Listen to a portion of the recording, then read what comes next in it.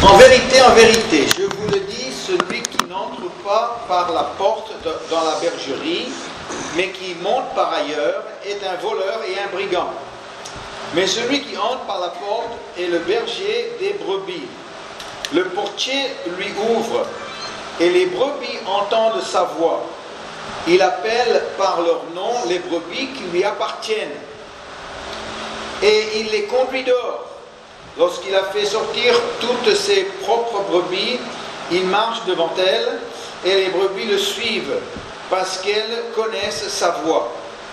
Elles ne suivront point un étranger, mais elles fuiront loin de lui, parce qu'elles ne connaissent pas la voix des étrangers. Jésus leur dit cette parabole, mais ils ne comprirent pas de quoi il leur parlait. On continue. Jésus leur dit encore, en vérité, je vous le dis, je suis la porte des brebis. Tous ceux qui sont venus avant moi sont des voleurs et des brigands. Mais les brebis ne les ont point écoutés. Je suis la porte.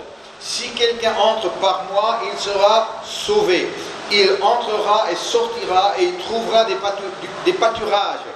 Le voleur ne vient que pour dérober, égorger et détruire. Moi, je suis venu afin que les brebis aient la vie et qu'elle l'ait en abondance.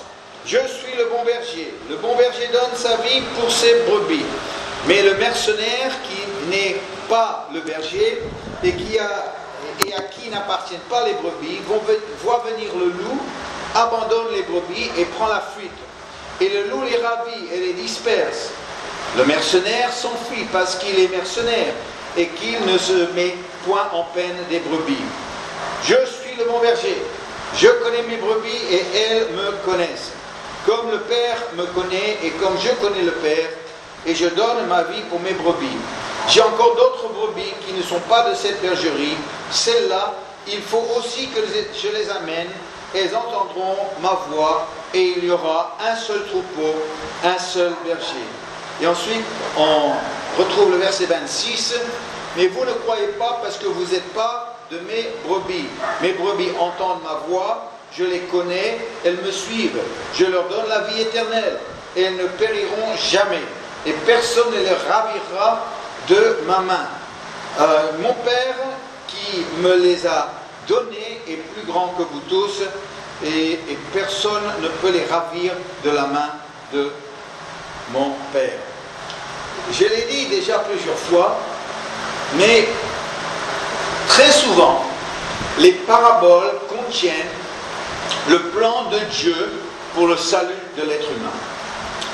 Et une des premières questions qu'il faut se poser avec les paraboles, c'est qu'est-ce que je peux apprendre concernant le plan de Dieu du salut pour l'être humain dans cette parabole.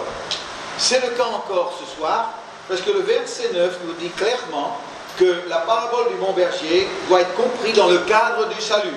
Verset 9 dit, Jésus qui parle, je suis la porte, si quelqu'un entre par moi, il sera sauvé. Donc là, on est dans le cadre du salut. Tous les éléments du plan du salut sont présents dans cette image. Alors qu'est-ce qu'on a? On a la bergerie, on a le voleur, on a le portier, on a le berger, on a les brebis, on a l'étranger, on a la porte des brebis, le mercenaire, d'autres brebis, le loup. Essentiellement, cette parabole nous parle de l'appartenance. Et à qui nous appartenons. Et l'appartenance, c'est quelque chose qui nous donne de l'identité, c'est quelque chose qui nous donne sécurité, qui nous permet de nous situer vis-à-vis des autres, vis-à-vis de Dieu. Je suis acquis. Je suis dans une relation personnelle avec qui? Je cherche toujours, moi, comme Jésus l'a fait avec les paraboles, je cherche toujours une image qui me permet d'essayer de capter la notion d'appartenance, ou la notion que je veux faire passer, l'appartenance. Et mon imagination, qui est parfois très fertile, m'amène à la descente d'un avion. Quand je descends d'un avion, vous avez tous pris un avion, n'est-ce pas? Pas si longtemps que ça. pour plusieurs d'entre vous.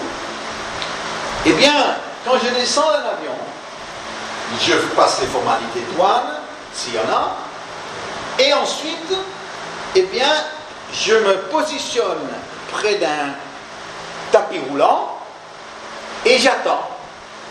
Et qu'est-ce que j'attends? J'attends une valise? Non. J'attends ma valise. Il y a une valise qui va arriver qui n'est pas comme les autres. C'est la mienne. Je vais voir peut-être des centaines de valises qui vont défiler qui ne m'intéressent pas. Pourquoi? Parce qu'il y a une seule qui porte mes affaires, dans laquelle il y a mes vêtements. Je ne veux pas une valise dans laquelle il n'y a pas ce qui m'appartient à moi. Et je fais comme tout le monde. Tout le monde cherche sa valise. Et on la voit arriver de loin et on dit, ah, je crois que c'est celle-là, elle ressemble beaucoup. Et qu'est-ce qui se passe? Il y a tout de suite une tension qui commence à monter, une certaine excitation. Tu vois, c'est ma valise, je vais pouvoir tout de suite sortir et puis retrouver les miens, ceux qui m'attendent. Et puis plus la valise s'approche, et là tu vois, ah ben non, c'est pas la mienne. C'est pas la mienne. Et là, eh ben, tout de suite, eh ben, c'est l'encouragement baisse.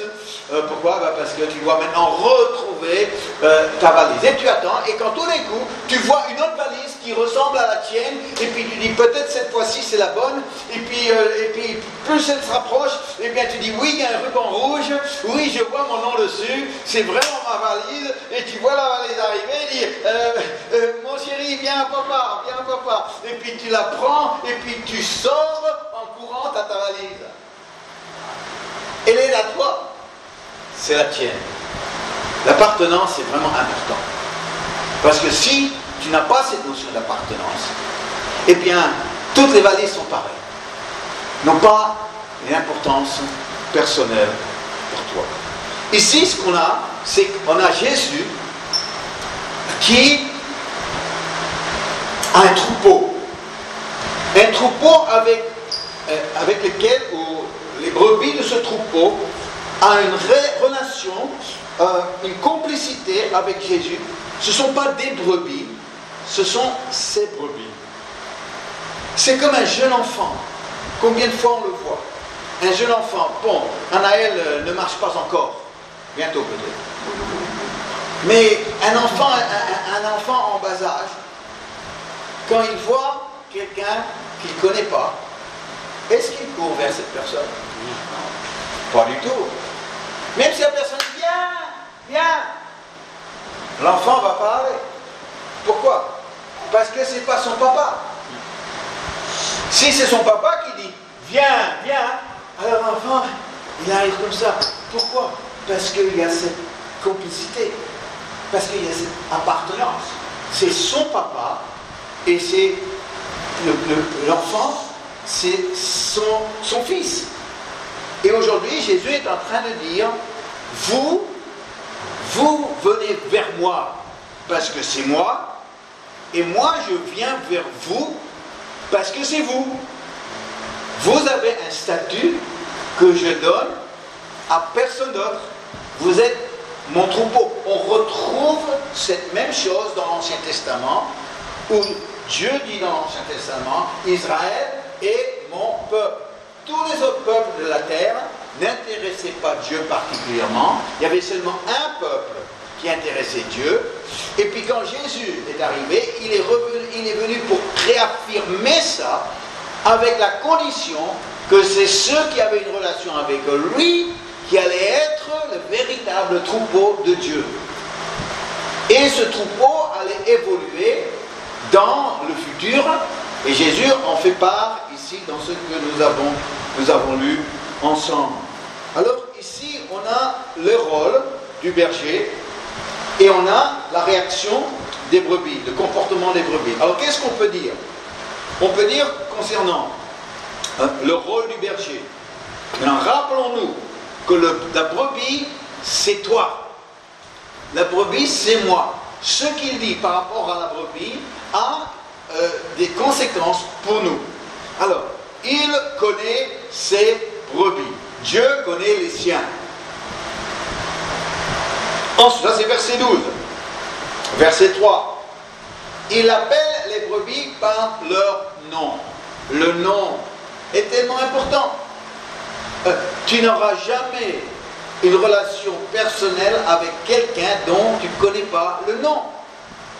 Et puis quand on connaît bien la personne, on invente des noms pour cette personne.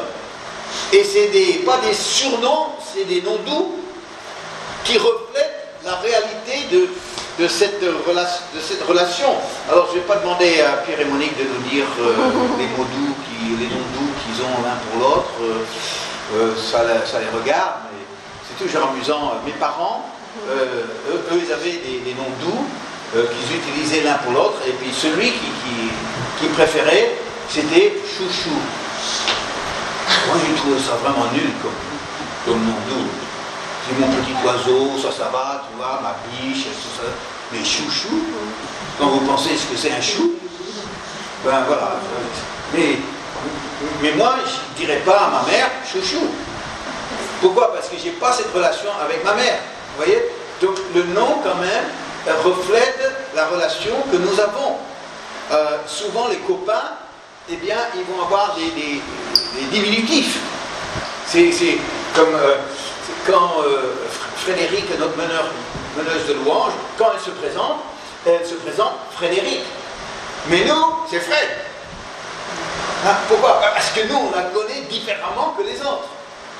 Et donc, plus on a une relation intime, plus la notion du nom va évoluer en quelque chose d'encore plus personnel. Il les connaît par leur nom. C'est très important. Ça veut dire qu'il avait une relation avec chacune de ses brebis, le berger.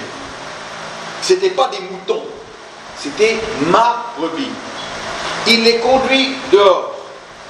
Ça veut dire que les brebis de Jésus ne sont pas enfermées. Il y a une notion d'ouverture, il y a une notion d'espace, il y a une notion pas de fermeture, d'une prison, d'une notion, tu vois, comme les poules dans les poulaillers industriels, où ils sont là comme des machines à eux, tu vois, ils sont là dans une cage, et puis ils sont là, leur seul plaisir c'est de pondre un œuf. Et ils ne sont pas libres, mais Jésus nous fait vivre une expérience du dehors, pas de l'enfermement. Et puis, moi je dis aujourd'hui, notre vie d'église doit être aussi un lieu où Jésus nous conduit dans le dehors, dans l'ouverture, dans les grands espaces. Ça fait partie aussi d'être le troupeau de Jésus. Il marche, verset 4, devant elle. Il marche devant elle, il ne nous pousse pas, il ne nous force pas, il n'a pas un bâton en nous tapant dessus. Allez, parfois on fait avancer des bêtes avec un bâton, mais Jésus ne nous fait pas avancer avec un bâton. Il va devant nous et ceux qui lui appartiennent, qui connaissent sa voie, eh bien vont le suivre. Alors il donne une vie abondante aux brebis, il les amène là où il y a une nourriture abondante. Et il donne sa vie pour ses brebis. Il y a une notion de sacrifier sa vie pour ses brebis. Là, tout de suite, on comprend. Eux, ils ne comprenaient pas, les disciples, quand ils entendaient ça. Tout ce que Jésus voulait dire par ça. Mais nous, avec recul, on comprend ce que c'est. Il a littéralement donné sa vie pour ses brebis. Et puis enfin, verset 28, personne ne pourra ravir les brebis de sa main. Ici, on parle d'une protection, une assurance de salut. C'est comme Paul qui disait, rien ne peut me séparer de l'amour de Christ. Ça veut dire que je suis dans le creux de la main de Jésus. Et dans le creux de sa main, eh bien, je suis à l'abri, je suis en sécurité, je suis protégé. Les gens, quand ils lisent ça, ils disent, ça veut dire qu'une fois qu'on est sauvé, on ne peut plus perdre son salut. Je dis non, c'est pas ça que ça veut dire. Parce que si tu peux perdre ton salut, si tu n'obéis plus, si tu ne suis plus, si tu n'écoutes plus, et si tu reconnais plus, tu peux perdre ton salut. Mais si tu continues à le connaître, à le suivre, à répondre à sa voix, à l'écouter, eh bien rien ne peut t'enlever de sa main, du creux de sa main. Quel engagement ferme cela représente pour nous. Il me connaît. Il m'appelle par mon nom, Vincent. Oui, Jésus. Ah. Il me conduit dehors, servir Jésus. J'ai jamais eu l'impression d'être enfermé. J'ai toujours eu l'impression d'être dans une aventure avec lui, dans les grands espaces. Il marche devant moi. Il me devance. Moi, je ne sais pas ce qu'il va faire le matin quand je me lève. Mais je sais qu'il me devance. Il m'ouvre des portes. Il me donne une vie abondante, qui se renouvelle tous les jours et une vie éternelle. Il a donné sa vie et il continue à se donner à moi. Et personne ne peut me ravir de sa main. C'est l'engagement que Jésus a pris pour moi, qu'il a pris pour toi, en tant que brebis. Mais on voit que aussi il y a la contrepartie. C'est pas sens unique. Ici, si Jésus prend cet engagement vis-à-vis de ses brebis, il attend aussi un retour de cet engagement vis-à-vis de lui. Qu'est-ce qu'il attend de nous? Eh bien là aussi, on a toute une liste. Les brebis appartiennent au berger. J'appartiens au berger et je n'appartiens pas à quelqu'un d'autre. Je ne suis pas pour Jésus et pour quelqu'un d'autre que j'ai trouvé le long de la route. Il y a une exclusivité qui est là. Je suis la propriété de Jésus. Et on a tous compris ça, n'est-ce pas, hein? Les brebis connaissent le berger. Ça veut dire que ce n'est pas de la théorie. Nous avons une relation personnelle avec le berger. On le connaît. On n'a pas seulement entendu parler de lui. On ne connaît pas des gens qui le connaissent. On le connaît. Et dans cette connaissance, eh bien, je vous encourage d'approfondir cette connaissance. Paul a dit que tout ce que j'ai accumulé par le passé, tout ça c'est de la boue, afin que je puisse connaître Christ. Il a dit ça en Philippiens. Et là, connaître Christ, c'est un des grands défis de la spiritualité chrétienne, que nous sommes en train d'approfondir notre connaissance d'une personne, la personne de Jésus. Elles connaissent la voix du berger. Quand elle entend la voix du berger, elle dit: ah, c'est mon berger, c'est mon berger. Est-ce que vous êtes bon à reconnaître les voix au téléphone? Est-ce que vous êtes bon? Si moi je vous appelle, est-ce que vous allez reconnaître ma voix ou bien pas? On me dit que mes intonations sont un peu particulières. Oui. On me dit normalement, j'ai même pas besoin de me présenter parce que les gens c'est Vincent. Chantal, quand elle nous appelle, j'ai même pas besoin de. J'entends oui. C'est un peu abrupt, mais oui. Oui, c'est moi. Mais alors, attends, est-ce qu'on a besoin de s'identifier? Non, elle n'a pas besoin de s'identifier, et moi j'ai pas besoin de m'identifier, parce que si tout le monde qui l'appelle dit c'est moi, la pauvre, c'est comme ceux qui m'appelaient, ils me disaient c'est Jean. Non, attendez, c'est moi, je connaissais des gens dans toute la France, et puis on va voir si c'est quelque chose d'important de nous. Si c'est pas, on laisse tomber. Alors, mais les gens m'appelaient et je devais essayer de deviner de tous les gens que je connaissais quel était le Jean qui m'appelait. Maintenant, pourquoi? Parce que je n'ai pas forcément une relation avec tout le monde qui me connaît. Eux, ils me connaissent, moi je ne les connais pas forcément. Mais nous, quand Jésus parle, on connaît sa voix. On connaît sa voix, on discutait avec Farid aujourd'hui. Et puis, sa voix, la meilleure façon d'apprendre à écouter la voix de Jésus, c'est quand il nous dit fais pas quelque chose, ne sois pas comme ça. Ça c'est pour, si tu veux commencer à écouter la voix de Jésus, commence à l'écouter en ce qu'il te dit de ne pas être ou ne pas faire. Parce que si tu ne peux pas l'écouter à ce niveau-là, tu ne l'entendras pas te parler dans d'autres niveaux de ce qu'il faut faire et ce qu'il souhaite que tu sois. Donc, petite parenthèse là, mais apprenez à entendre la voix de la conscience que Jésus parle à travers pour qu'un chrétien, celui qui le suit, celui qui est pour lui, eh bien, ne se permet pas de faire ça, ou de faire ça, ou de faire ça. Et donc, elles connaissent la voix du berger. Il n'a même pas besoin de dire voilà, Farid, c'est Jésus ici. Tout ce qu'il a besoin de dire, c'est moi. Il dit oui, Seigneur, je sais. Beau, hein, ça c'est. Et il n'a pas besoin de se présenter quand il te parle, parce que tu connais sa voix. Tout ce qu'il a besoin de te dire, c'est moi. Il dit oui, Seigneur, je sais. Je connais ta voix. Elles entendent la voix, elles connaissent la voix, mais elles entendent la voix. Elles entendent la voix, ça veut dire qu'ils répondent à la voix. Ça veut dire qu'ils ne sont pas sourds par rapport à la voix. Elles suivent le berger, sauf la brebis perdue, la brebis qui s'est égarée. Pourquoi est-ce qu'une brebis s'égare?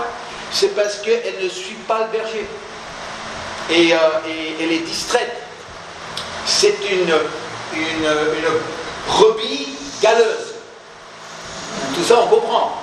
Une brebis galeuse. Une brebis galeuse, ça veut dire que c'est une brebis qui ne fonctionne pas comme une brebis, elle fonctionne comme un bouc. Pourtant, elle est une brebis. Mais dans sa petite tête de brebis, elle ne réfléchit pas comme une brebis. Et c'est comme ça qu'elle se perd.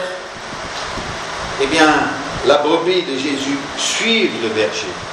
Ces brebis, après, dans les versets 26 et 28, il est très précis. Il dit, ces brebis croient en lui. Tu veux voir connaître une brebis de Jésus? Eh bien, tu vas voir si elle croit vraiment en lui. Et puis, finalement, elles sont protégées par Jésus. Quand tu lis ça, le rôle du berger, connaître ses brebis, appeler ses brebis par leur nom, les conduire, marcher devant elles, les protéger, leur donner la vie, et puis de leur côté, bien, ils appartiennent, ils savent à qui ils appartiennent, ils connaissent tout ça. Tu as l'impression de vraiment une relation fusionnelle entre le berger et les brebis, fusionnelle, comme un être humain peut avoir avec un animal. Parce que c'est la réalité, ça, ce qu'il dit. Il dit ici, il y a une relation fusionnelle entre un être humain et un animal. Et l'image transposée, c'est une relation fusionnelle entre Dieu, dans la personne de Jésus, et un être humain qui le suit. Et moi, j'ai jamais eu de chien. On n'a jamais voulu avoir un chien, simplement parce que, après, il faut s'en occuper, puis quand on voyage, qu'est-ce qu'on fait avec le chien, puis... pour certains d'entre nous, c'était notre vie ne nous permettait pas d'avoir un chien. Et puis en plus, les petits chiens qui m'énervaient toujours avec les... Tu vois, toujours avec un petit aboiement, tu vois, qui était très aigu. Et puis, bon, ils arrivaient toujours dans nos pattes. Et puis, donc un bon chien avec qui on peut jouer. Et puis là, à la limite, j'aurais bien voulu. Mais... je dois vous dire que j'ai quand même hésité. Une fois. Une fois, j'ai hésité. J'ai hésité avec Roxy. C'est le seul chien qui m'a vraiment donné envie d'être son maître. Roxy, c'est Pierre et Monique qui l'ont récupéré. Il était un chien qui était lié à la propriété où on faisait notre culte avant la chapelle. Et la femme, la dame qui était la gérante de la propriété, est partie en métropole. Il y avait 2 chiens là, et puis les chiens allaient être laissés à l'abandon. Ce chien, quand on arrivait pour faire notre culte de dimanche, il nous faisait la fête. Il voyait notre voiture venir, il la repérait de loin. Tout d'un coup, il commençait à pousser des cris. Et voilà que, à peine arrivé devant la salle, il sautait déjà sur la voiture, on ouvrait la porte, il sautait dans la voiture, on descendait de la voiture, il nous sautait dessus, il tournait autour, il était complètement excité, ce pauvre chien. Et puis finalement, quand la dame est partie, bien Pierre et Monique avaient un chien comme ça, tellement affectueux, tellement joyeux d'être dans la compagnie d'un maître, eh bien, il faut qu'on prenne ce chien. Alors ils ont pris Roxy. Et dans leur appartement, eh bien, quand la voiture venait devant chez eux, ils étaient un rez-de-chaussée, il y avait une grande haie. Roxy entendait le bruit de ma voiture. Et déjà, au son de notre voiture, déjà on entendait les cris d'hurlement de joie que c'était nous. Et quand on arrivait, ils nous sautaient dessus, mais c'est la fête. Et quand maintenant, eh bien, j'arrive, Pierre, c'est toujours, quand c'est Vincent qui arrive pour le dimanche midi, tellement que ce chien est fou de joie. Et moi, j'ai dit, mais ce chien, il fait quelque chose. S'il y a une bête avec laquelle je pourrais être fusionnel, eh bien, c'est bien Roxy. Ce chien me donne tellement d'amour, tellement d'affection, tellement de joie. Et moi, qu'est-ce que je lui rends? Rien du tout, à part quelques os sous la table. Comme Monique ne regarde pas. Hein. J'ai dit parce qu'elle ne veut pas qu'on lui nomme. Elle dit Roxy. Voilà, tout content, il fait ça avec sa queue. Il veut t'inquiète pas, on se comprend. Mais il y a quelque chose là. Par contre, je sens moins fusionnel avec les chats de Monique. Ça, il n'y a pas grand-chose qui passe là. Hein. Non mais, c'est ça que... J'ai pas ça avec d'autres. Et ça me montre le berger avec sa brebis. Qu'est-ce que ça peut être?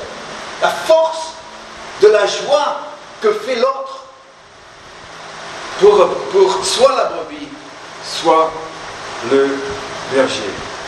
Cette relation fusionnelle, c'est celle que Jésus veut avec nous. On lui appartient, on le connaît, on connaît sa voix, on entend sa voix. C'est plus que connaître ça, entendre sa voix. On le suit, on croit en lui, on n'écoute pas les autres, on ne les suit pas, on se sent en sécurité avec lui. Mais les brebis de Jésus, selon ce passage, selon cette parabole, doivent faire face à de réelles menaces. On peut identifier 4 menaces devant lesquelles les brebis de Jésus vont se retrouver. Le premier, c'est le voleur ou le brigand. Alors on a plusieurs détails par rapport à eux. Ils sont venus avant Jésus, alors on sait qu'ils étaient là avant la venue de Jésus. On voit tout de suite dans la personne des pharisiens, le voleur, le brigand. Il n'entre pas par la porte, il vient pour dérober, égorger, détruire. Alors là, le brigand n'est pas seulement un brigand, c'est un brigand qui tue. Un brigand, normalement, un voleur, il se contente de voler une brebis et il s'en va. Mais il est tellement méchant, il est tellement pris par le mal, ce voleur, qu'il ne se contente pas de voler, il doit tuer, il doit égorger, il doit détruire.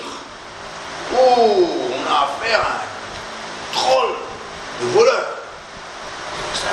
Un voleur, c'est un assassin. Et ce voleur, on l'identifie dans la Bible comme étant le diable lui-même. Et c'est le diable qui vient pour voler, pour égorger, pour détruire les brebis du troupeau de Jésus. Voler les chrétiens pour qu'ils ne soient plus chrétiens. Moi j'ai eu quelqu'un qui dernièrement m'a envoyé un texto et qui m'a dit après avoir été chrétien depuis 20 ans, j'ai trop de problèmes, eh bien, j'ai décidé de tout abandonner, je ne serai plus chrétien. Vous vous rendez compte que quelqu'un puisse dire une telle chose? Quelqu'un avec qui j'avais prié, qui j'avais parlé, qui m'étais réjoui, il me sort ça comme ça. Alors, pensant que j'allais peut-être dire, oh mon pauvre, oui, écoute, avec des petits conseils, moi je dis, quoi? Tu me racontes quoi? Je ne crois pas à ce que tu viens de m'écrire là. Tu dis tes enfants, quel exemple pour tes enfants? Mets-toi vite à genoux et demande pardon à Dieu pour ce que tu viens d'écrire. On n'a plus jamais compris. Ça c'est le voleur qui en a volé un. Il est tue spirituellement. Voilà, il y a une mort qui s'installe. Là où il y avait la vie, il y a la mort. Maintenant, il n'y a plus l'amour, il n'y a plus la foi, il n'y a plus le désir, il n'y a plus la soif. La personne tue. Et détruire, il va tout faire pour détruire l'œuvre de Dieu. Donc, le diable rôde autour du troupeau comme un voleur qui veut pénétrer. Il n'entre pas par la porte. Ensuite, il y a l'étranger. L'étranger qui est ni connu, ni reconnu, ni suivi des brebis. L'étranger, c'est quelqu'un autre que Jésus. C'est une autre voie spirituelle que celle de Jésus, un autre évangile qui est là pour séduire. Mais les brebis qui aiment Jésus, qui connaissent Jésus, ne vont pas le suivre. Il y a quelque temps, j'ai une dame qui venait dans nos réunions pour un temps, mais j'ai dû mettre des points sur les i. Elle m'a dit un jour, de toute façon, moi je crois en Christ, mais je ne crois pas en Jésus. Et quand je l'ai poussée pour qu'elle m'explique ce que c'est, eh bien, ce que j'ai compris, c'est qu'elle était tellement dans le New Age qu'elle croyait au cosmique christique du New Age, mais pas de Jésus de Nazareth. Donc ici, c'est une tromperie, une séduction qui donne l'impression que c'est chrétien, c'est pas du tout chrétien. Et c'est pour ça que je dis aux gens qui viennent du New Age et qui deviennent chrétiens, changez votre langage. Je dis, ne parlez pas de christique, parlez de Jésus. Ne parlez pas d'énergie, parlez du Saint-Esprit. Ne parlez pas de divin, parlez de Dieu. Changez votre langage. Vous n'êtes pas des New Age, vous êtes des chrétiens. Pourquoi? Parce que les vrais brebis de Jésus ne vont pas suivre celui qui est un étranger, celui qui arrive avec un autre message. C'est pour ça qu'un chrétien évangélique, vrai chrétien qui aime Jésus, ne va jamais devenir témoin de Jéhovah. C'est pas possible ça. Et s'il le devient, c'est qu'il n'a jamais vraiment connu Jésus et qu'il n'a jamais entendu la voix de Jésus. Ensuite, la troisième menace, c'est le mercenaire. Le mercenaire n'est pas le berger. Et pourtant, il a des responsabilités vis-à-vis du troupeau. Il est payé. Il abandonne les brebis quand le loup vient. Il n'y a pas de consécration. Il ne va pas du tout mettre sa vie en danger pour les brebis. Il se sert des brebis pour son gagne-pain. Il ne les sert pas. Il prend la fuite quand vient le loup. Alors comment comprendre le mercenaire? Eh bien, un mercenaire est tout simplement un responsable chrétien qui ne voit que son intérêt personnel. Qui ne voit que, eh bien, en m'occupant de ces brebis, moi, je vais prendre une place, je vais me faire de l'argent, je vais, moi, profiter du fait que j'ai la charge d'une brebis. Eh bien, des brebis et d'un troupeau.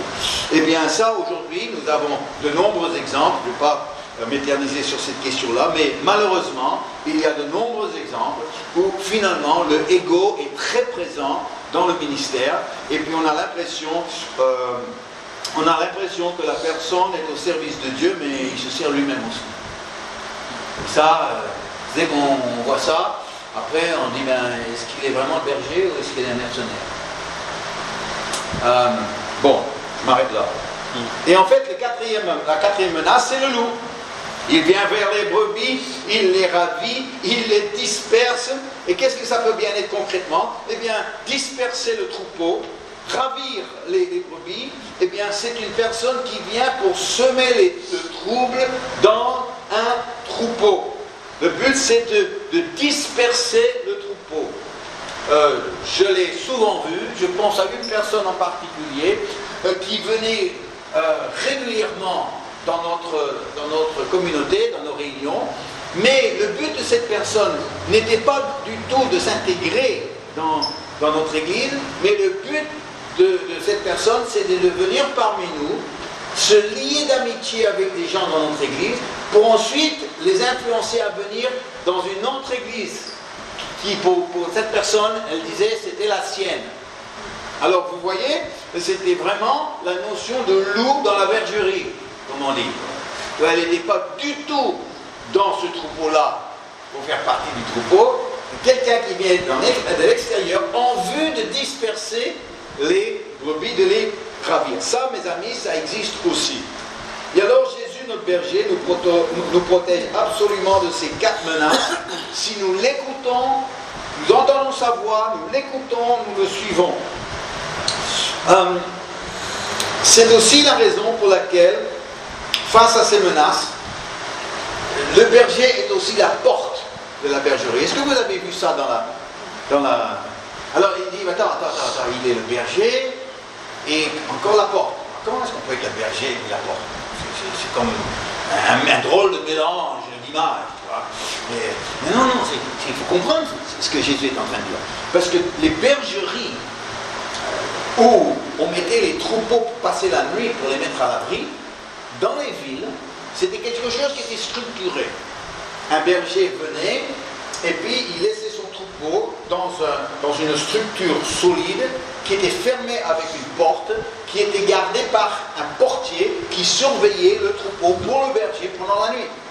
C'était quelque chose où le berger maintenant était vraiment dispensé pour cette nuit-là, parce qu'il y avait le portier, la porte qui préservait et à la fois que les loups ne rentrent pas et que les brigands ne viennent pas, mais aussi que les brebis ne se sauvent pas. Mais, ça c'est dans les villes, mais dans les campagnes, il y avait des enclos pour que les bergers puissent amener les troupeaux, sauf qu'il n'y avait pas de portier, il n'y avait pas de porte. Et c'est pour ça que le berger lui-même devait être la porte. Et il devait lui se coucher à travers l'ouverture, justement pour créer la même chose, pour empêcher les brebis de sortir, mais aussi de montrer à un loup qui viendrait, ou bien un voleur qui viendrait, que d'abord ils ont affaire à lui. Et donc ici, c'est pour ça que Jésus, il pense à cette image de campagne, et il dit, il est à la fois le berger, et il est à la fois la porte. C'est une belle image, ça, de l'Église.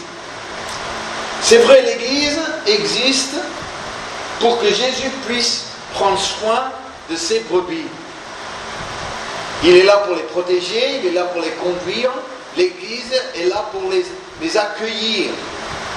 Donc Jésus peut les amener et s'en occuper. Mais vous savez que Jésus a voulu qu'un pasteur humain assume ce rôle avec lui. Le mot pasteur, vous le savez, signifie quoi? Berger. Berger. Donc essentiellement, ce que Jésus raconte de lui-même en tant que berger s'applique également à un pasteur. La voix d'un pasteur qu'on écoute, qu'on suit, il apporte une protection pour les brebis.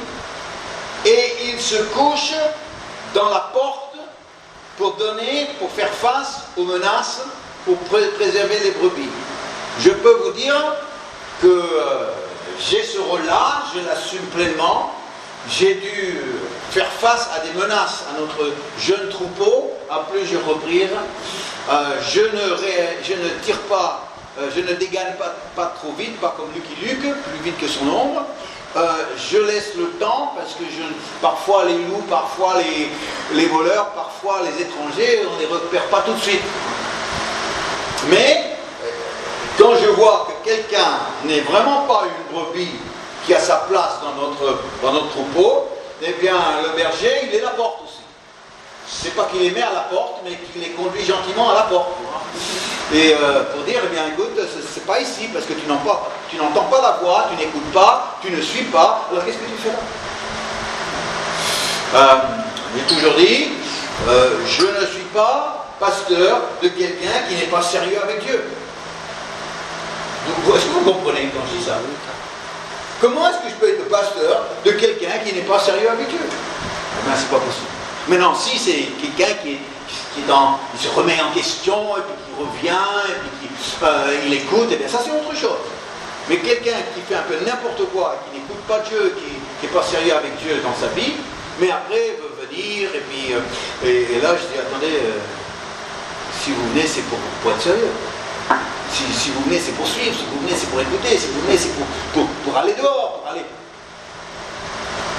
Alors ici, c'est un rôle pastoral qui est quand même important, que j'assume et que tout pasteur doit assumer. Et parfois, c'est pas simple. C'est pas chose simple parce qu'on a affaire à parfois des situations difficiles et délicates. Et Pierre, l'apôtre Pierre, quand il a écrit aux responsables de l'Église, les anciens de l'Église, il a dit ceci en 1 Pierre 5, les versets 2 et 4. Paisez le troupeau de Dieu. Parle des chrétiens. Paisez, paître le troupeau de Dieu qui est sous votre garde. Il est en train de parler à des pasteurs. Et lorsque le souverain pasteur, le souverain berger, il parle de Jésus, lorsque le souverain berger paraîtra, vous obtiendrez la couronne incorruptible de la gloire. Enfin, j'aimerais juste aborder la question des autres brebis. Vous avez vu au verset 16 que Jésus, tout d'un coup, de façon un peu mystérieuse, parle des autres brebis. Alors, qui sont les autres brebis? Mais c'est pas du tout compliqué, ça. Jésus avait déjà dit clairement qu'il est venu pour la maison d'Israël, pour les brebis perdues de la maison d'Israël. Pour lui, sa connotation au début, c'était les Juifs et les Juifs qui allaient le suivre. Parce qu'il y avait beaucoup de Juifs qui le rejetaient, mais il y avait une partie des Juifs qui allaient le suivre. Et Jésus, il parlait de ces Juifs qui allaient le suivre. Et que ce serait eux qui vont le connaître en tant que Messie, qui allaient écouter sa voix comme étant la voix de Dieu, et qui allaient le suivre comme celui qui était envoyé. Mais il était déjà en train d'anticiper la suite de l'apôtre Paul, qui lui était l'apôtre pour les païens. Les païens, c'est tous les non-juifs. Ça veut dire que si vous n'êtes pas juif ce soir, tu es un païen, dans le sens biblique du terme.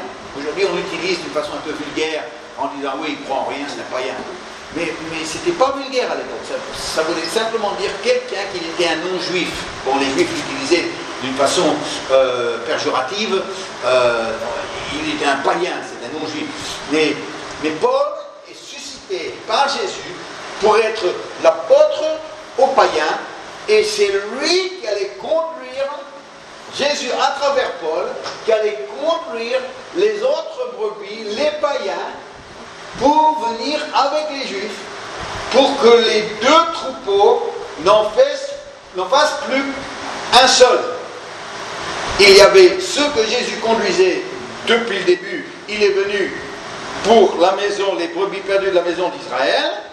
Il envoie, mais il anticipe déjà d'envoyer Paul pour pouvoir aller rassembler les brebis qui allaient entendre la voix de Jésus, mais venant d'Athènes, de Grèce, de Rome, de tous les pays, jusqu'à la Réunion, jusqu'à l'Australie, et bien que Paul allait rassembler tout ça et les conduire vers Jésus, pour que les deux puissent faire un seul troupeau. Et c'est pour ça que Paul nous dit, dans Colossiens chapitre 3, verset 11, il n'y a ici ni grec, ni juif, ni circoncis, ni incirconcis, ni barbare, ni scythe, qui veut dire sauvage, ni esclave, ni libre, mais Christ est tous en tous.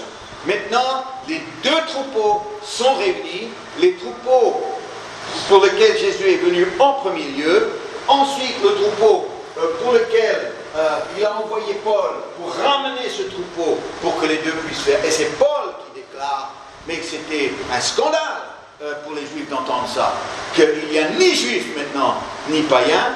C'est un scandale parce qu'ils vivaient dans la notion de privilège d'être le peuple de Dieu dans l'Ancien Testament. Et Paul casse tout ça en disant, il n'y a plus de troupeau, il y a un seul troupeau, et puis c'est Jésus qui conduit ce troupeau. Extraordinaire. Et quand nous comprenons ça, eh bien nous pouvons prier le psaume le plus chrétien de tous les psaumes. Et le psaume le plus chrétien de tous les psaumes, vous l'avez deviné, le psaume 23. Moi je le change un peu, Pierre, c'est une liberté que je me permets ce soir. Jésus est mon berger. Je ne manquerai de rien. Jésus me fait reposer dans de verts pâturages. C'est lui qui me dirige près des eaux paisibles. Jésus restaure mon âme. Il me conduit dans des sentiers de la justice à cause de son nom. Son nom.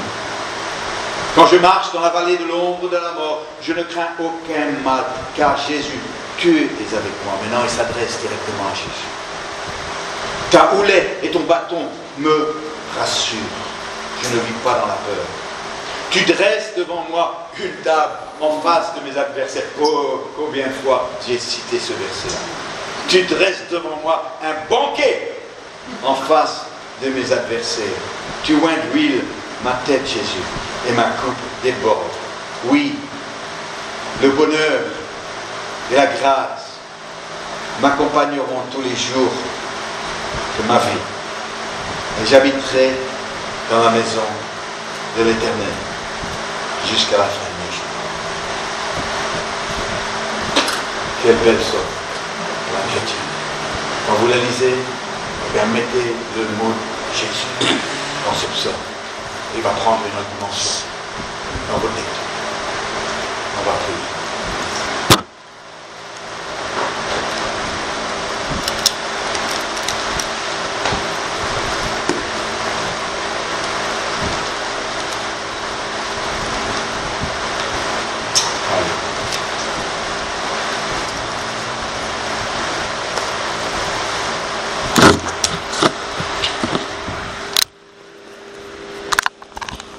Oh Jésus, nous te connaissons, tu es nos bergers, nous sommes tes brebis.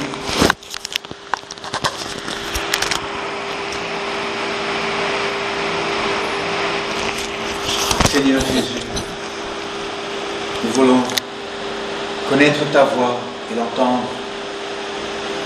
Nous voulons te suivre encore et encore, que tu puisses nous conduire dans les grands espaces, là où l'herbe est verte, les eaux sont paisibles. Jésus, tout au long de notre vie, nous allons tout connaître. La bonté, le bonheur, la grâce nous accompagneront tout au long de notre vie. Et j'habiterai dans ta maison pour toute l'éternité. Seigneur, ce soir, nous voulons vraiment approfondir notre relation fusionnelle avec toi. Pas à distance. On veut avoir un cœur qui fait un bond de joie à l'écoute de ta voix.